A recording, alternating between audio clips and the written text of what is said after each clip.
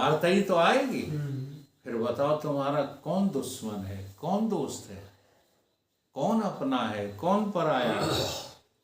जो भी सामने दुखी आएगा आप उस पर दया करोगे कि घृणा करोगे?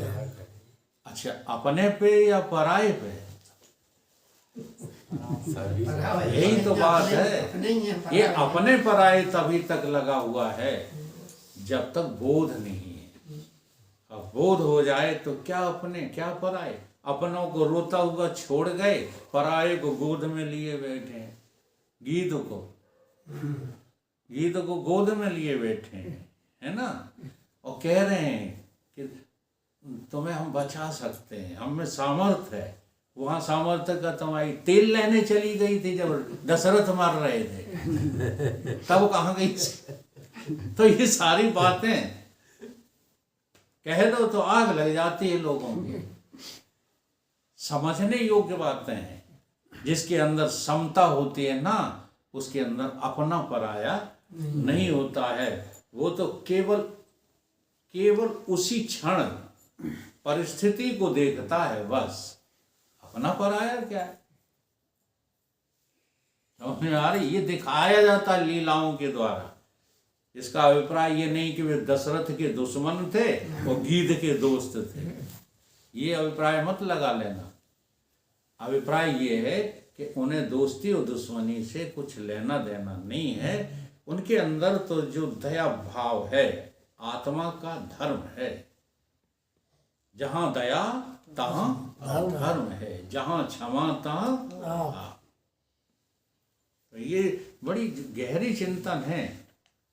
जब तुमको बोध हो जाएगा फिर तुम सेवक ही सेवक हो। मैं सेवक सचराचर। सेवक कोई और है ही नहीं और सेव्य भी कोई नहीं है। मैं ही सेव्य हूँ, मैं ही सेवक हूँ। इतनी बड़ी उदारता ज्ञानी के अंदर आ जाती है, भक्त के अंदर आ जाती है। परंतु ये बातें समझ में नहीं आती। तब तक दया की एक तुमने छोटी सीमा, क्षमा की एक छोटी सीमा बना ली है। अपनों को तो क्षमा कर देते हो और दूसरों को नष्ट करने में लगे पड़े हो। ये भक्ति नहीं है, भगवान की ज्ञान नहीं। इसलिए भगवान के भक्त के यहाँ जो है सब कुछ है। युद्ध भी है, ठीक है, लेकिन युद्ध ऐसा नहीं है कि युद्ध करने के बाद रो रहे हैं हाय हमारे सब मारे गए। ऐसा नहीं है। उनको पता रहता है कि मेरे अतिरिक्त और कोई है ही नहीं। फिर छोड़ने और पकड़ने की जो बात होती है वो समाप्त हो जाती है, क्योंकि बाहर भी तो मैं ही हूँ और अंदर भी मैं ही हूँ। अब किसे छोड़ूं और किसे पकड़ूं? यानी कि यहाँ छोड़ पकड़ वाली बात ही खत्म हो जाती है। ईश्वर जो है भोले बाबा ने एक छंद लिखा है, छोड़ूं किसे पकड़ूं किसे।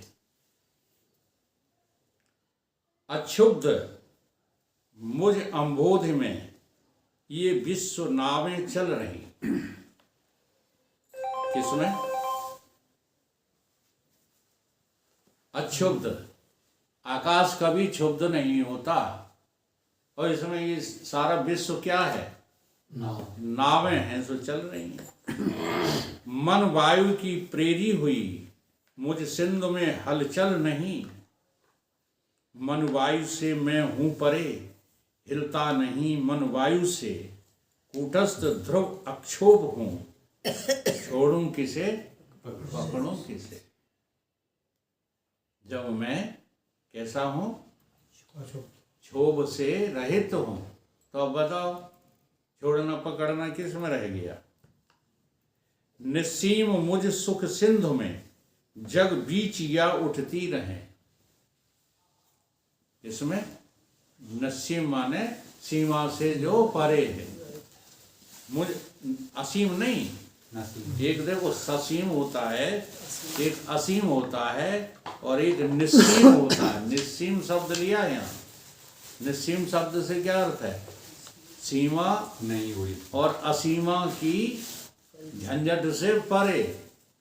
निसीम मुझ सुख सिंधु में, जग बीच या उठती रहें, ये जगत रूपी लहरें उठती रहती हैं, बढ़ती रहें, घटती रहें, बनती रहें, मिटती रहें।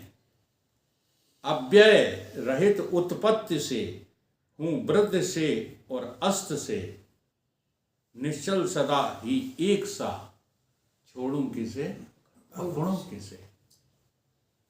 अध्यक्ष हूं मैं विश्व का। तुम काय के अध्यक्ष बनना चाहते हो?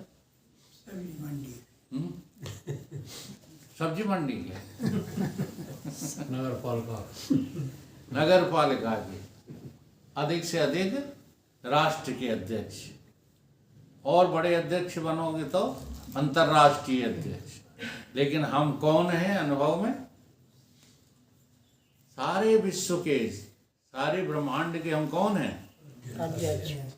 अध्यक्ष शरीर मादते तेन तेन सयुज्यते। ये अध्यक्षता समझनी पड़ेगी। फिर दूसरी अध्यक्षता अपने अंदर चाह बनेगी क्या? अध्यक्ष हूं मैं विश्व का, ये विश्व मुझ में कल्पना। ये विश्व क्या है? कल्पना। मुझ में कल्पना है। कल्पे हुए से सत्य को होती कभी कुछ हानि ना। अब जो कल्पा हुआ है उसमें हानि लाभ कैसा?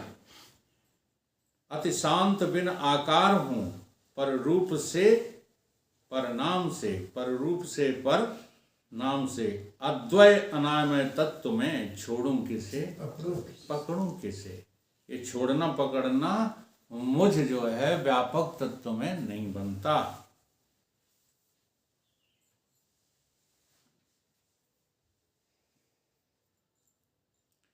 देहाद नहीं है आत्म में, नहीं आत्म है देहाद में। कितना जटिल है समझना। देह आदि, देह माने स्थूल, आदि माने सूक्ष्म कारण। आदि इसलिए ले लिया है कि इसमें प्राण वगैरह सब आ जाते हैं। तो देहाद नहीं है आत्मा में देह है ही नहीं, और नहीं आत्म है देहाद में, और देहों में आत्मा नहीं है। बड़ा गहरा अर्थ है इसका। इसका क्या अर्थ है? चाहे इधर से मारो चाहे उधर से मारो, कटेगा संसार ही। नष्ट कौन होगा? संसार। विलोम कौन होगा? संसार। विलय होगा संसार। आत्मा कभी विलय नहीं होती, आत्मा कभी मरती नहीं, आत्मा कभी आती जाती नहीं है। लेकिन हम लोग यही कहते हैं, वो आत्मा निकल ही गई, कहाँ चली गई? निकल गई।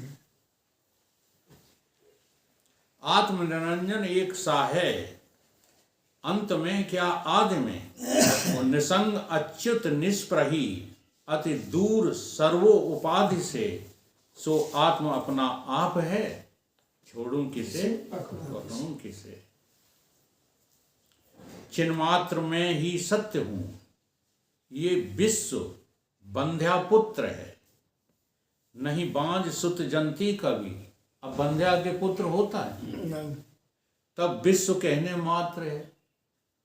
ये विश्व बंध्या पुत्र है। क्या है? बंध्या, बांझ का पुत्र। और बांझ कवि सुत जंती नहीं, बांझ कवि सुतु है वाकई। तो फिर संसार कहाँ से आ गया?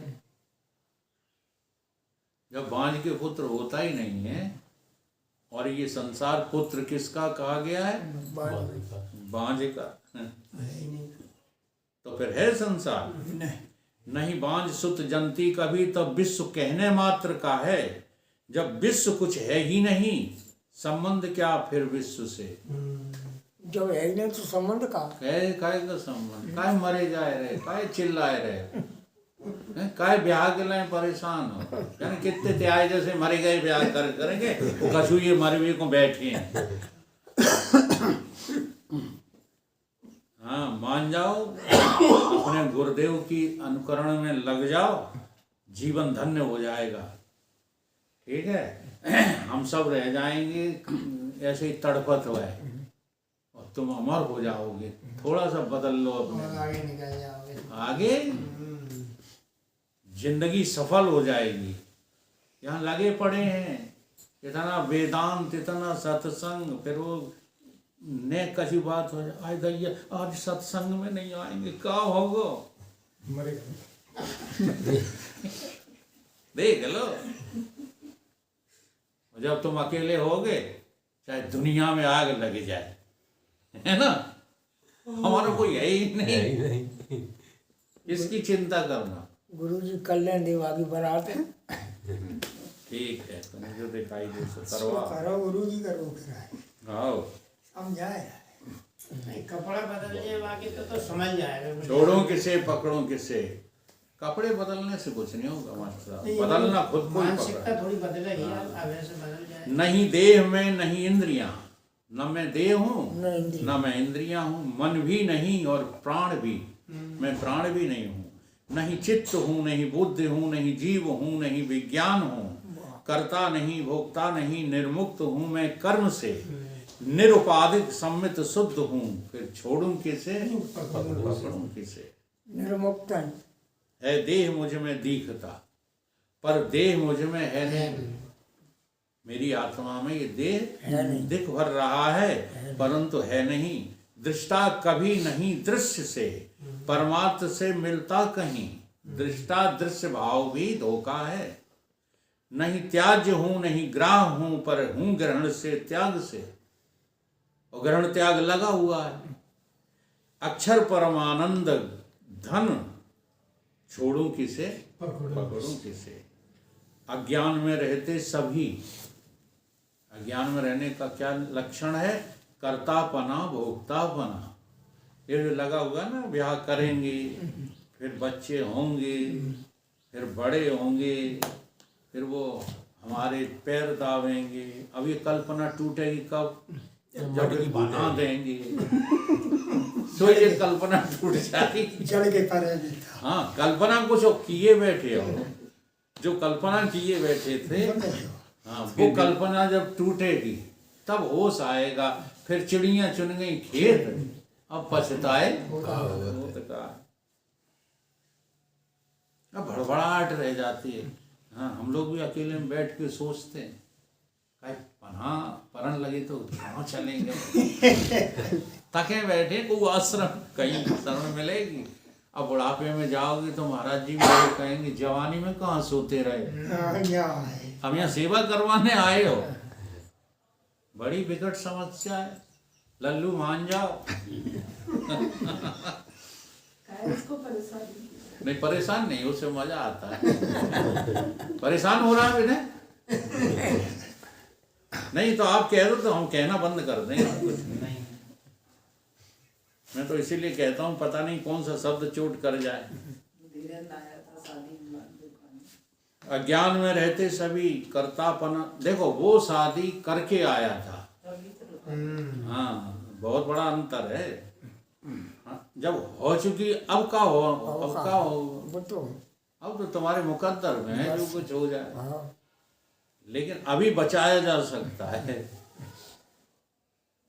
तो स्वयं में बचने की क्षमता कर सकते, बचा सकते। हाँ, तो स्वयं भी तो कोई बात होगी तभी तो।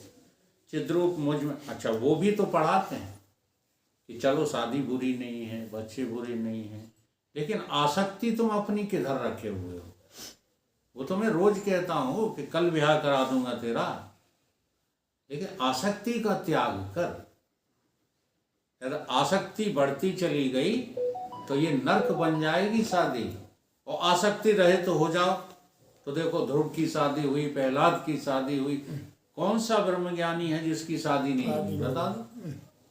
याज्ञवल की शादी हुई, वशिष्ठ की शादी हुई, जो राम जी के गुरु हैं, संदीपनी की शादी हुई, जो कृष्ण जी के गुरु हैं, रामकृष्ण परमहंस की शादी हुई, जो विवेकानंद के गुरु हैं। शादी किसकी नहीं हुई? शादी तुम्हारे ब्रह्म ज्ञान को नहीं रोक पाएगी, लेकिन जो तुम्हारी आसक्ति है, भोगासक्ति, जी हाँ, ये बच्चे जो ध्रुव प्रहलाद, ये भोगासक्ति वाले नहीं थे, लेकिन उनके ब्याह हुए कि नहीं हुए, संतानें हुई कि नहीं हुई।